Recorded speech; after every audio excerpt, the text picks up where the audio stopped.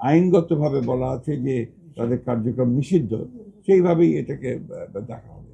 নিয়মকানুন আছে তো সরকারি সরকারি এবং যে প্রথাগুলো আছে সেগুলো কতগুলো মেয়াদ আছে, কতগুলো মেয়াদ শেষ হয়ে গেছে, সবগুলোকে এক জায়গায় নিয়ে এসে আমরা সরকারের তরফ থেকে একটা সঠিক সময়ে এই নির্বাচনগুলো দেওয়ার ব্যবস্থা আমরা করবো। তবে নিঃসন্দেহে এই নির্বাচনকে প্রাধান্য দেওয়া হবে।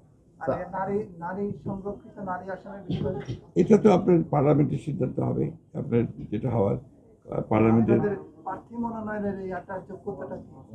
এটা তো আপনারা সবসময় জানেন যে তাদের জনগণের সঙ্গে সম্পৃক্ততা থাকতে হবে, রাজনীতির সঙ্গে সম্পৃক্ত, দলের সঙ্গে সম্পৃক্ততা থাকতে হবে। আমাদের দলের পক্ষ থেকে যারা দলের সঙ্গে সম্পৃক্ত আছেন তাদেরকে প্রাধান্য দেওয়া হবে।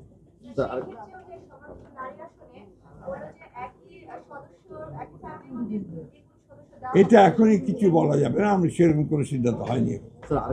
অনেক জায়গায় আওয়ামী লীগের অফিসগুলো খোলা হচ্ছে, অনেক জায়গায় এটা আমরা চাইনি, এবং আমরা যেহেতু আপনার আইনগতভাবে বলা আছে যে তাদের কার্যক্রম নিষিদ্ধ, সেইভাবেই এটাকে দেখা হবে। আমরা এখন নতুন এক বাংলাদেশের জন্য কাজ করছি, স্বপ্ন দেখছি।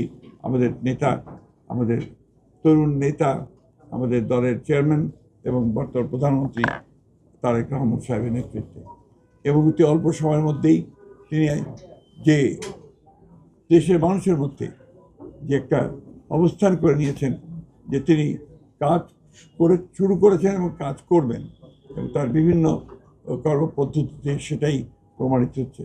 আমরা বিশ্বাস করি, আশা করি যে বাংলাদেশ জাতীয়তাবাদী দল তার নেতৃত্বে আরও শক্তিশালী হয়ে উঠবে, এবং এই সরকার, যে সরকার গঠন করা হয়েছে তার নেতৃত্বে, সেই সরকার সফল হবে বাংলাদেশকে তার ইচ্ছিত লক্ষ্যে নিয়ে যেতে, এবং সত্যিকার অর্থেই একটা সুখী সমৃদ্ধ বাংলাদেশ গড়ে তুলবে, যা আমাদের প্রতিষ্ঠাতা শহীদ প্রেসিডেন্ট জিয়া রহমানের আমাদের লক্ষ্য ছিল।